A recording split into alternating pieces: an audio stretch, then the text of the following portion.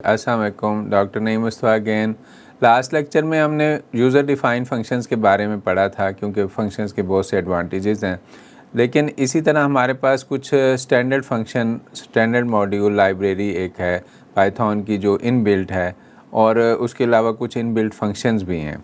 उनको भी हमें एक लार्ज रिपोजिटरी जैसे है, लाइब्रेरी है, इसका यूज़ उठाना चाहिए, हमें फ़ायदा उठाना चाहिए। तो अब हम ये देखते हैं कि हमें जो इनबिल्ट फंक्शंस हैं या कोई स्टैंडर्ड लाइब्रेरी है, उसको हम किस तरह यूज़ कर सकते हैं। उसके लिए 2-3 तरीके हैं। देखें, importing module then use its function. एक ये हो सकता है कि हम कोई लाइब्रेरी इंपोर्ट करें और उसके फंक्शंस को यूज़ करें।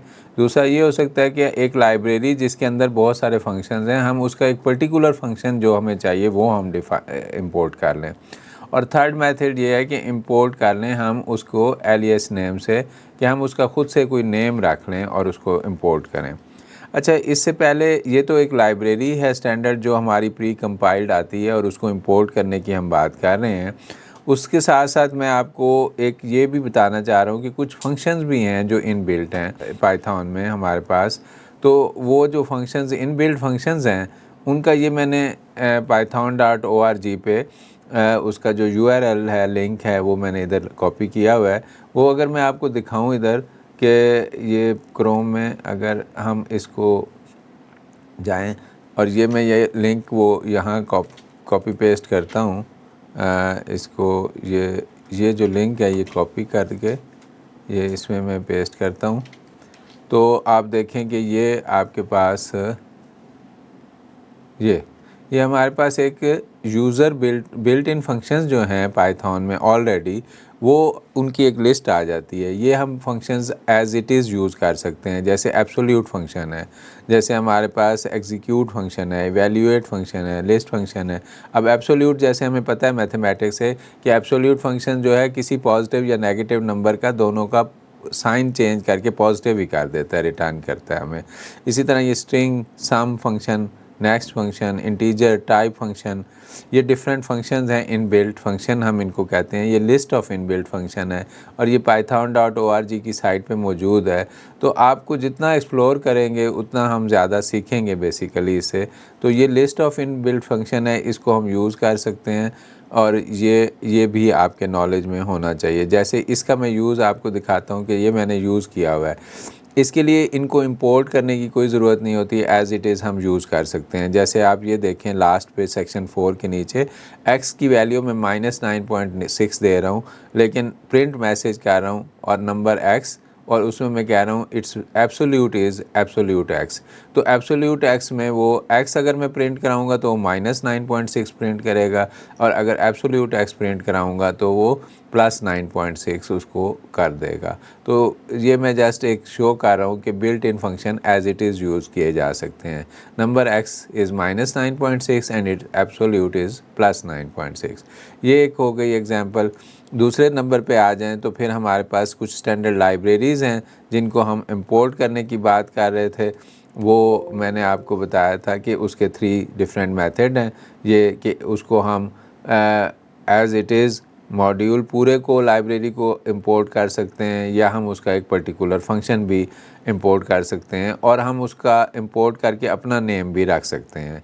जी, ये सबसे पहले ये मैंने फर्स्ट सेक्शन में जो इंपोर्ट किया हुआ है, ये मैथ एक हमारे पास लाइब्रेरी में मॉड्यूल है, उसके डिफरेंट अंदर फंक्शंस हैं मॉड्यूल में, उस लाइब्रेरी में। ये ऑलरेडी प्री कंपाइल्ड लाइब्रेरी में पाइथन जब इंस्टॉल होता है तो साथ, अगर हमने ऑप्शन सेलेक्ट किया है तो ये साथ कंपाइल हो जाता है।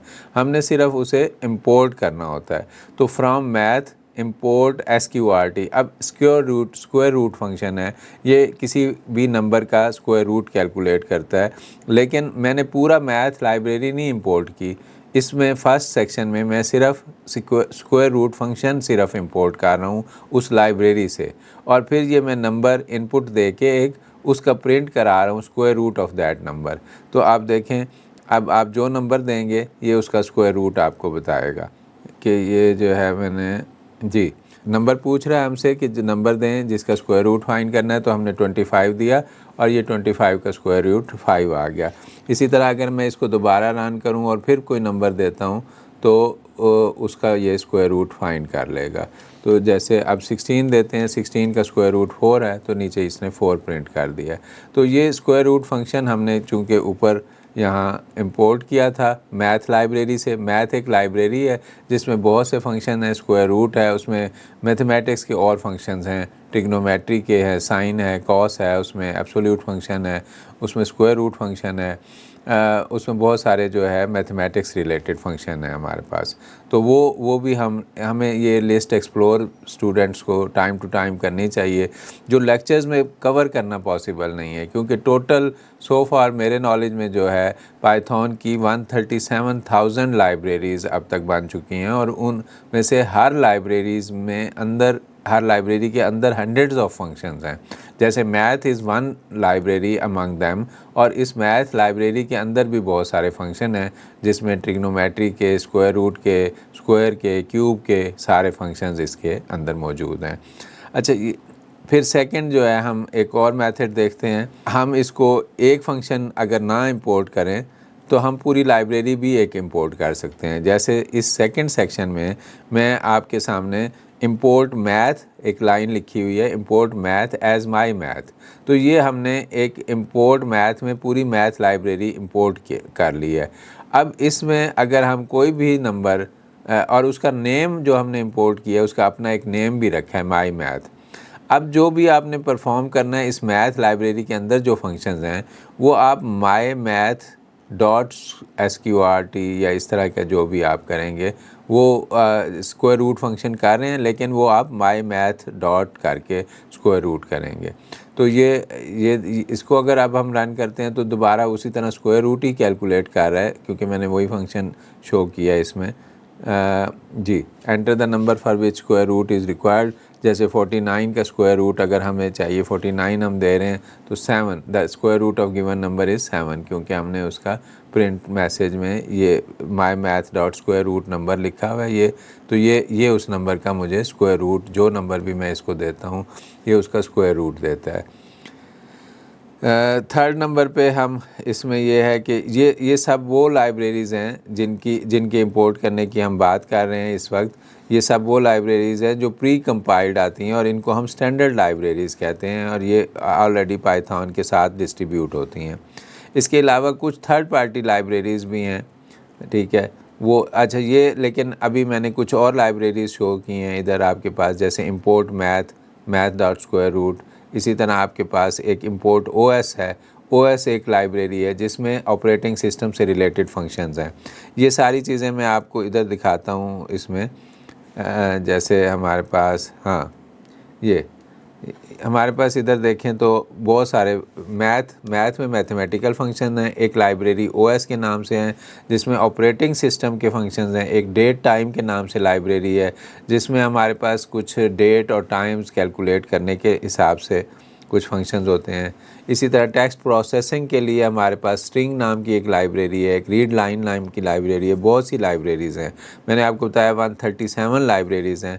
तो इनमें से कोई भी लाइब्रेरी, ये सब स्टैंडर्ड लाइब्रेरीज़ में हैं, इनमें से कोई भी लाइब्रेरी अगर हमें इंपोर्ट करनी हो तो उसकी कमांड है इंपोर्ट लाइब्रेरी नेम एज़, फिर अपना नेम कोई रख लेते हैं आप, और उसके बाद उस लाइब्रेरी के अंदर के फंक्शन एक्सप्लोर करके आप यूज़ कर सकते हैं।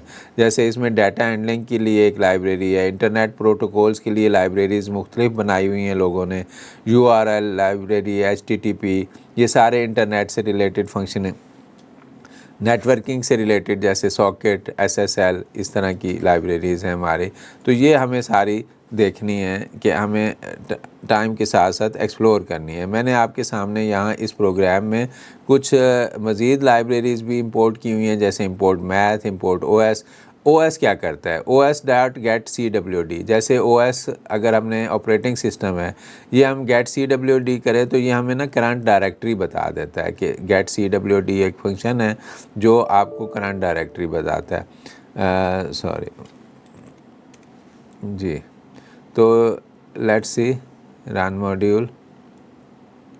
ये देखें, ये मैंने ऊपर स्क्वायर रूट प्रिंट कराया था तो वो 4 है। फिर नीचे मैंने getCWD फंक्शन जहाँ किया है, ये उधर मुझे उसका पूरा पाथ बता रहा है कि ये जो करंट वर्किंग डायरेक्टरी है, मैं इस वक्त सी के अंदर, यूज़र्स के अंदर इनोविस्टा पाइथन में हूँ।